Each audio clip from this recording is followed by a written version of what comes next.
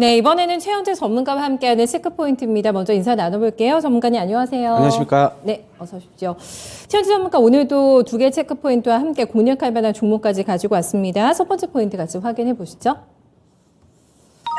네, 전기차 시대가 이제 본격화되고 있는 상황인데 문제는 폐배터리가 많이 쏟아져 나오고 있습니다. 이거를 어떻게 재활용을 해서 원자재 보유국에 대한 의존도를 낮출 것인가 이제 여기에 대한 고민도 지금 깊어지고 있는 상황인데 이쪽 산업 유명하게 보시나 봐요, 전문가님? 네.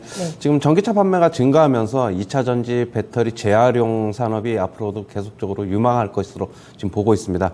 2차 전지 배터리는 7에서 10년 주기로 이제 교체를 해줘야 되는데 폐배터리가 이제 몇 년 내 이제 대량으로 이제 쏟아져 나올 것으로 보여가지고 재활용 산업의 시장이 급속도로 커질 것으로 보고 있습니다. 2030년까지 한 6조 원으로 커질 것으로 보이고 있고 2040년까지는 무려 60조 원까지 성장할 것으로 보고 있습니다. 지금 최근에 이제 니켈하고 리튬 등 이제 광물 가격의 상승으로 인해서 원자재 확보가 쉽지 않은 상황인데요. 네. 지금 이미 이제 미국하고 유럽, 중국 등에서는 환경 보호와 이제 안정적인 배터리 공급망 확보를 위해서 폐배터리 재활용 산업을 적극적으로 육성하고 있습니다. 이에 따라서 이제 우리나라 국내 같은 경우에도 관련 산업의 육성이 더욱더 이제 필요할 것으로 보고 있는데요.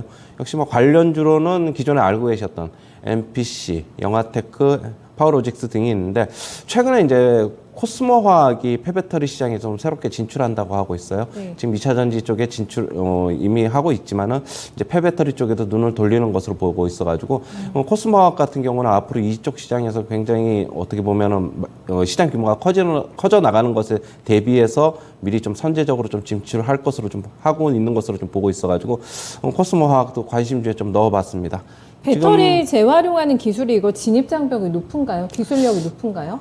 제가 그거까지는 아직까지는 잘 모르겠는데, 네. 일단은 기존적으로 해왔던 업체들 위주로 조금 먼저 좀 프리미엄이 아무래도 있겠지요. 왜냐하면 다른 업체들 같은 경우 진출하려고 하면은 진입장벽 같은 경우는 제가 한번 조사를 해봐야 되는데, 네. 그런 거 같은 경우에는 진입하려면 또 시간이 걸리고 그러다 보니까 아무래도 조금 기존의 배터리 업체들이 좀 더 낫지 않나. 그리고 코스모학은 이제 미리 이제 진출을 지금 하고 있기 때문에 앞으로 좀 프리미엄이 좀 더 부각되지 않겠나 하고 하는 게 제 생각입니다. 네, 특히 저희가 또 3원계 배터리를 쓰고 있기 때문에 거기 들어가는 맞습니다. 원재료 가격 올라가지고 요즘 많이 또 흔들렸었잖아요. 굉장히 중요합니다. 그리고 이제 쏟아져 나올 것 같다고 합니다. 전기차 나온 지 지금 10년 정도 지냈기 때문에 폐배터리를 어떻게 활용할 것인가 각국에서도 굉장히 열심히 기술 개발에 나서고 있는 상황인데요. 먼저 선점하고 있는 업체들이 유리할 거라는 최현재 전문가의 시각 확인해봤습니다. 두 번째 포인트 넘어가겠습니다.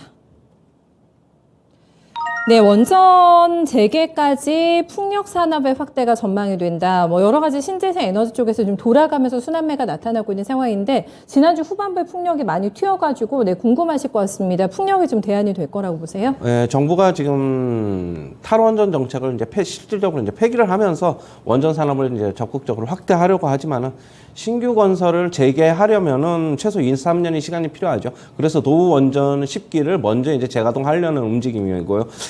신규 원전을 재가동하려면은 시간이 필요하기 때문에 이 공백을 좀 메우려면은 지금 풍력 산업의 확대에 앞으로 이제 적극적으로 나설 것으로 보고 있습니다. 지금 이미 새 정부에서는 국채까지의 제도 개선하고 그다음에 지원 강화 정책을 이미 포함을 시켰는데요.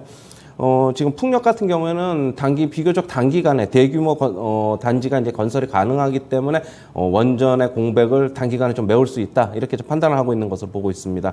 특히 이제 해상 풍력 같은 경우에는 육상 풍력보다 지형이나 환경, 소음 문제 등에서 자유롭기 때문에 조금 해상 풍력이 좀 더 확대가 좀 더 빠를 것으로 보고 있고요.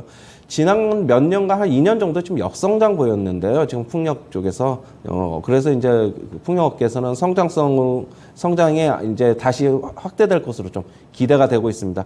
그렇게 본다면 다시 수익도 확대될 것이라고 보고 있고, 물론 지금 고금리로 다시 이제 돌아서는 이제 그런 정책으로 이제 가려고 하는 금리 인상 사이클인데 어떻게 보면 조금 불리한 점도 있지만 정책 관련 수혜주로서는 조금 지켜봐야 되지 않나 그렇게 보고 있고요.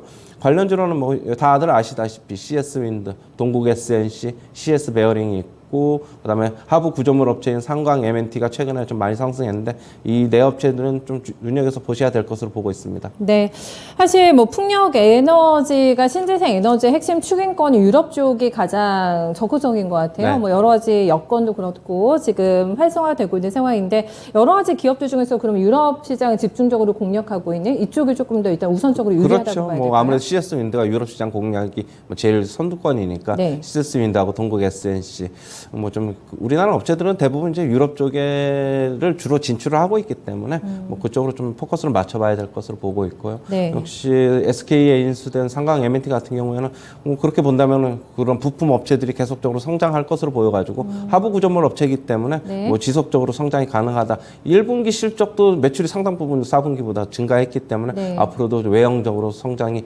계속될 것으로 보고 있습니다. 네, 다만 이제 역성장이라는 게 아마 동감하실 것 같아요. 이게 조금 걸릴 것 같은데, 그래, 풍력 뭐 정부에서도 밀어주겠다. 그리고 유럽에서도 굉장히 활발하게 새로운 에너지원으로 추진을 하고 있는 상황인데, 이게 조금 걸림돌이 된다고 한다면은 역성장 기술을 완벽하게 좀 벗어나는 시기는 언제쯤으로 저희가 봐야 될까요? 지금 뭐 금리 인상 사이클에서는 결국에는 풍력 업체는 자유롭지가 않아요. 왜냐하면 이자 비용 부담이 만만치 않기 때문에 네. 그렇다고 보셔야 될 것으로 보고 있고, 하지만은 전체적인 우리가 이제 요즘에 새 정부 들어서면서 뭐 건설, 원전 뭐 이쪽에 어떻게 보면 정책 관련 테마주들이 시장에서 좀 괜찮게 어떻게 보면 수익률 게임에서 좀 괜찮았기 때문에 네. 정책 관련주는 조금 계속적으로 눈여겨 보아야 될 것으로 보고 있고요.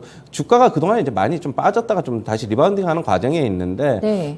결국에는 이런 기대감 뭐 반영하고 있는 것으로 보고 있고, 물론 이자 비용 나가지만은 앞으로 이제 외형이 성장되면은 그거는 커버할 수 있다. 어느 정도는 그렇게 보고 있습니다. 그러면은 풍력 계속 대응해도 괜찮은가요? 저희 풍력 쪽. 단기적으로는 대응해도 괜찮은데요. 조금 기다리실 분들은 따라가지 마시고 조금 이제 어떻게 보면은 이렇게 성장이 이렇게 정책이 이렇게 흘러가고 있으니까 좀 기다렸다가 매수하는 것도 저는 괜찮아 보입니다. 알겠습니다. 원전을 지금 신정부에서는 굉장히 강하게 드라이브를 걸고 있는데 이게 재개되기까지는 시간 텀이 꽤 있을 것 같습니다. 그 공백을 좀 메울 수 있는 에너지원이 뭘까 좀 고민이 필요할 것 같은데 풍력이라고 하네요. 네, 풍력 지금 당장 올라타진 않더라도요. 조정 받을 때마다 매수 기회에 계속해서 포착해 보시면 될 것 같습니다. 최재 전문가 오늘 장 공략수 어떤 거 가지고 왔는지 함께 확인해 보실까요? 일지머티리얼즈입니다. 이슈주 가지고 오셨어요? 전문가님? 네. 뭐 이슈주라기보다는 그거는 이제 좀 이따 설명을 드리고요. 지금 현재 뭐 일지머티리얼즈 같은 경우에는 동박 수요 증가로 인해서 매출이 계속적으로 확대될 것으로 지금 보고 있고요. 지금 주요 고객사의 미국 진출 가시성이 확보가 되고 있습니다.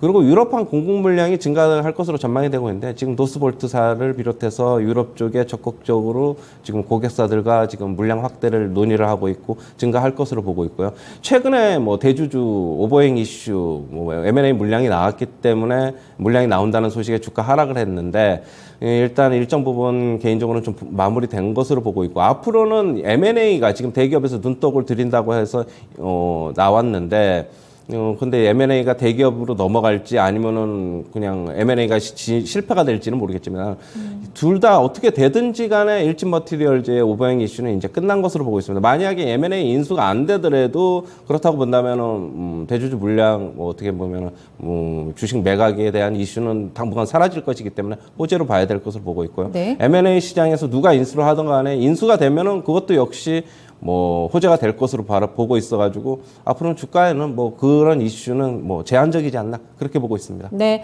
지금 뭐 시초가 출발 대기 상황 보니까 또 뛰면서 올라갈 것 같아요. 오늘 92,000원권에서 출발 대기가 되고 있는데 단기간에 보면은 뭐 홀딩수도 많이 올랐고요. 지금 일진머티리얼즈도 반등 추세 보여주고 있는데 전략은 어떻게 세우는 게 좋을까요? 네, 매수가는 시초가서부터 접근하시고요. 네. 목표가는 104,000원, 손절가는 76,500원 제시하도록 하겠습니다. 네, 알겠습니다.